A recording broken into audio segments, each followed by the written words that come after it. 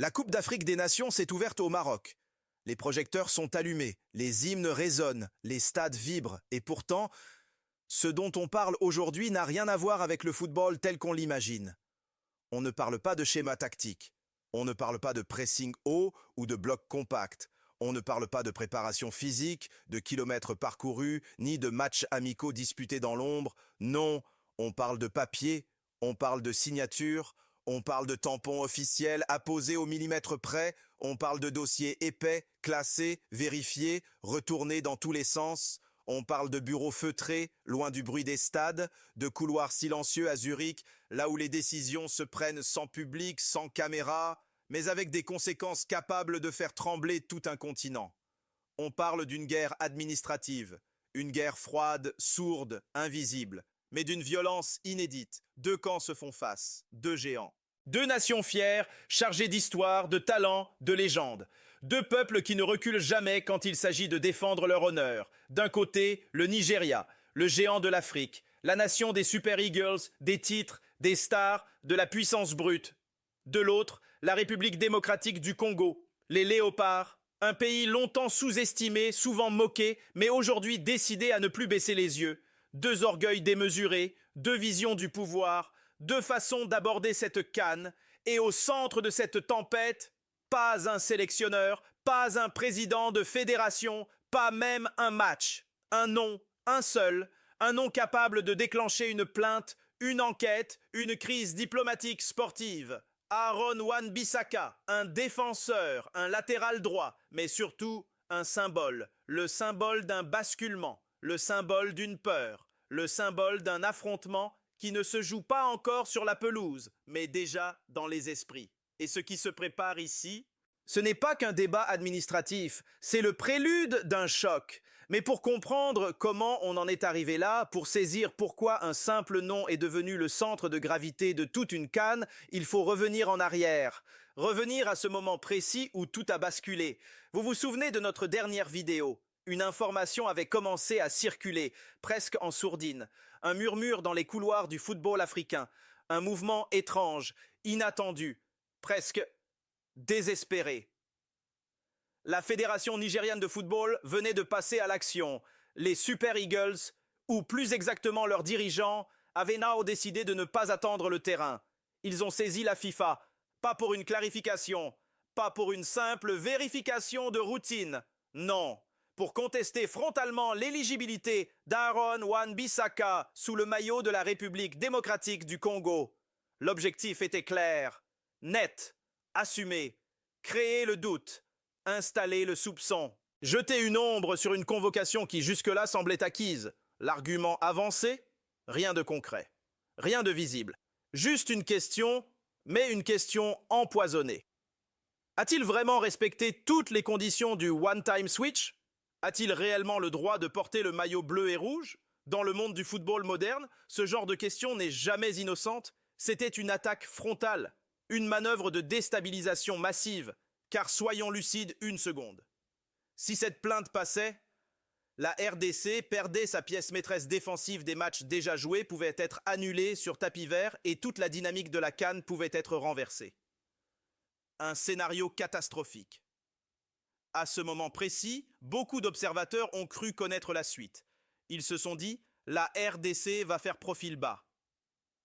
Ils vont envoyer un avocat discret à Zurich. Ils vont régler ça loin des caméras, sans faire de vagues. Après tout, l'histoire du football africain est remplie de fédérations qui se sont effondrées sous le poids de ce genre de procédure. Mais cette fois-là, ils se sont trompés, complètement. Parce que la RDC n'a pas reculé, elle n'a pas négocié, elle n'a pas chuchoté, elle a répondu. Et la réponse qui allait arriver n'était pas seulement juridique, elle allait être brutale, symbolique, et profondément humiliante pour celui qui pensait avoir trouvé la faille. Et c'est là que l'histoire commence vraiment. Et c'est précisément à cet instant-là, au moment où tout le monde s'attendait à une réponse feutrée, presque timide, que le scénario a explosé. Parce qu'aujourd'hui, la réponse de Kinshasa est tombée. Pas une fuite contrôlée, pas une clarification technique, pas un communiqué neutre rédigé pour calmer les esprits. Non. Ce n'est pas un texte fade noyé dans le jargon administratif. Ce n'est pas une note juridique que seuls les avocats comprennent. Ce n'est pas de la langue de bois destinée à gagner du temps. C'est une gifle monumentale, une contre-attaque spectaculaire, une déclaration de guerre symbolique, assumée, revendiquée. Selon nos informations exclusives, confirmées par Legit.ng et recoupées par plusieurs sources internes au dossier, la FECOFA n'a pas simplement fait ce que beaucoup attendaient d'elle. Elle ne s'est pas contentée de prouver l'éligibilité d'Aaron Wan-Bissaka. Elle ne s'est pas limitée à sortir les documents, les tampons, les validations FIFA, non. Elle a écrasé le débat. Elle a démontré, point par point, que l'éligibilité du joueur était totale, indiscutable, verrouillée depuis des mois. Mais surtout, elle a refusé de s'arrêter là. Une fois le bouclier juridique posé, Kinshasa a dégainé. Elle est passée à l'attaque. Une attaque verbale, une attaque frontale, une attaque assumée, sans détour, sans filtre, et les mots employés sont d'une violence extrêmement rare. Dans le monde feutré, policé, presque hypocrite de la diplomatie sportive. La République démocratique du Congo accuse officiellement le Nigeria d'avoir recours à ce qu'elle appelle des tactiques dérobées, autrement dit, des manœuvres de l'ombre, des coups joués par derrière, des tentatives de victoire loin du terrain, loin du jeu, loin de l'honneur sportif. Avec cette phrase, la RDC ne se contente plus de se défendre. Elle accuse, elle expose, elle renverse les rôles. Le dossier Wan-Bissaka n'est plus une simple affaire d'éligibilité. Il devient un procès moral, un affrontement d'orgueil, une bataille pour le respect. Et à partir de cet instant précis, le conflit quitte définitivement les bureaux de Zurich pour entrer dans l'arène brûlante de l'honneur africain. Arrêtons-nous un instant.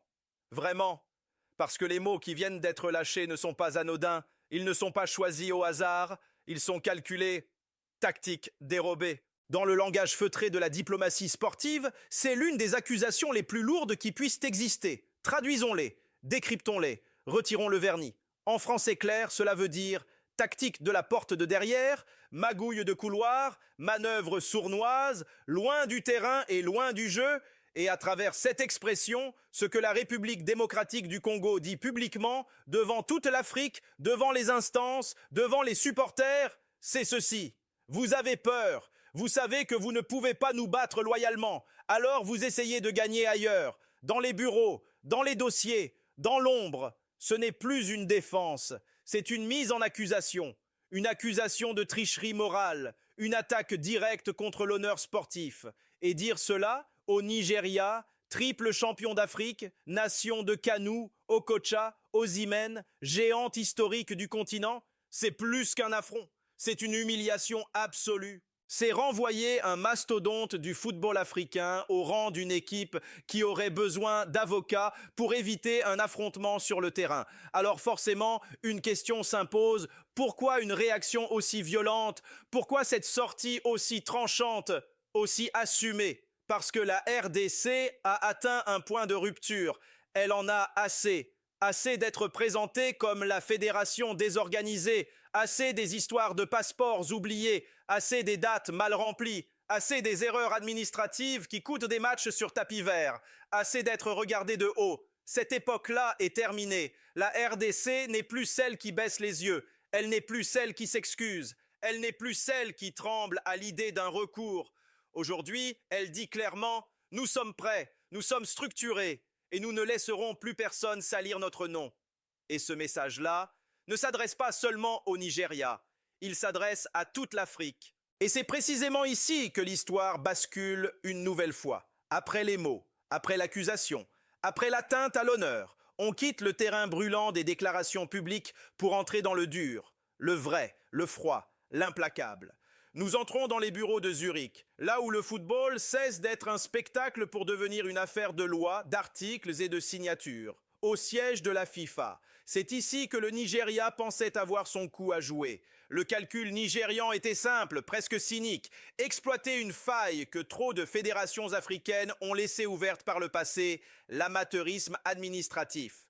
Dans l'esprit des dirigeants nigérians, le raisonnement était le suivant. Un dossier aussi complexe, un joueur né en Angleterre, passé par les sélections jeunes des Three Lions, impliquant un changement d'association, il devait forcément y avoir une erreur, un oubli, un vice de forme, une date qui ne colle pas, mais ce qu'ils ignoraient, c'est que la RDC ne travaillait plus à vue. Depuis des mois, loin des projecteurs, loin des réseaux sociaux, la FECOFA avait mis en place une cellule spéciale, silencieuse, méthodique, presque clinique, une cellule dédiée à un seul objectif, faire du dossier Wan-Bissaka un cas d'école. Le résultat ? Un dossier que plusieurs sources proches de la FIFA décrivent sans détour comme un bunker. Rien ne dépasse, rien ne tremble, tout est verrouillé. Premier pilier, la filiation. La base, le socle, actes de naissance originaux et légalisés des parents, arbre généalogique tracé avec précision, lien juridique clair, net, incontestable, aucune zone grise, aucun flou exploitable. Deuxième pilier, l'Angleterre, le point sur lequel le Nigeria espérait frapper fort. Oui, Aaron Wan-Bissaka a été convoqué chez les A. Oui, son nom figure sur des feuilles de match, mais pas une seule minute jouée. Zéro cap, zéro apparition officielle. Les feuilles de match FIFA et UEFA sont là, noir sur blanc. Temps de jeu, zéro, et ce détail-là change tout. Troisième pilier, le coup de grâce, celui que le Nigeria n'avait pas vu venir. La validation officielle de la FIFA, obtenue avant même l'annonce publique de la convocation. Pas après, pas en urgence, pas dans la précipitation, avant. La lettre était déjà là, dans le tiroir, tamponnée, daté, archivé. Autrement dit, quand le Nigeria a lancé son offensive, il ne s'attaquait pas à un dossier fragile. Il attaquait un dossier déjà fermé. Et c'est là toute l'ironie de cette affaire. Le Nigeria pensait trouver une brèche.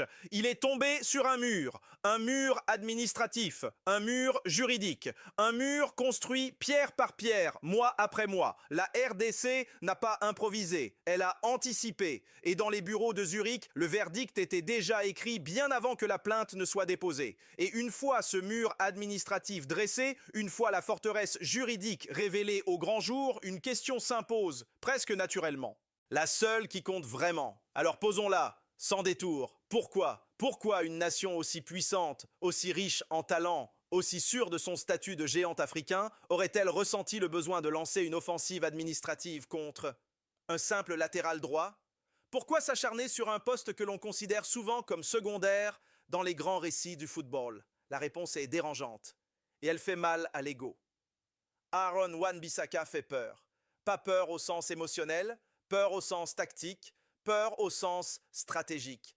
En Angleterre, on l'appelle The Spider, l'araignée. Pourquoi ce surnom ? Parce qu'il semble avoir plus de jambes que les autres. Parce qu'il surgit là où on ne l'attend pas. Parce qu'il étouffe son adversaire sans jamais se précipiter.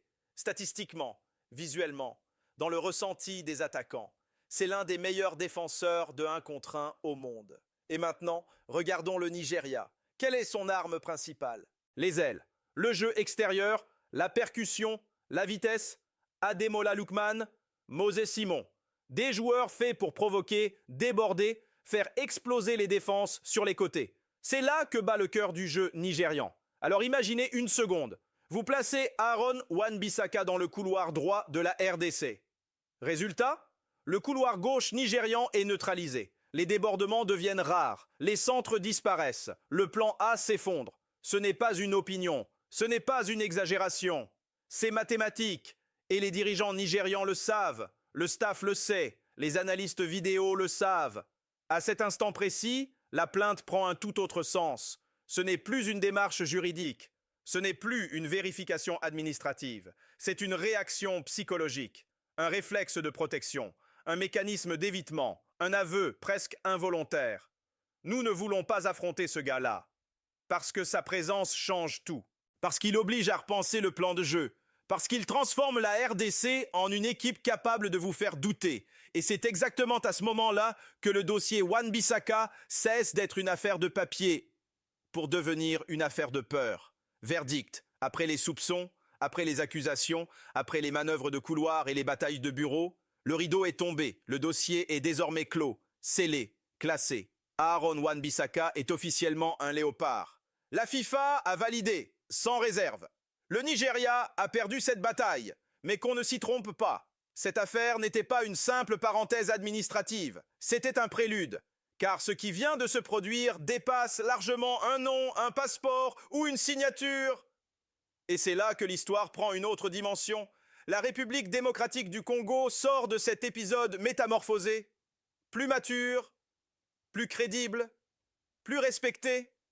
Elle a montré qu'elle savait anticiper, qu'elle savait défendre ses intérêts, qu'elle savait répondre sans trembler quand on la provoque. La RDC n'a pas seulement gagné un dossier, elle a gagné un statut. En face, le Nigeria encaisse, piqué dans son orgueil, touché dans son image, exposé aux yeux de toute l'Afrique. Mais attention, car un géant blessé reste un géant.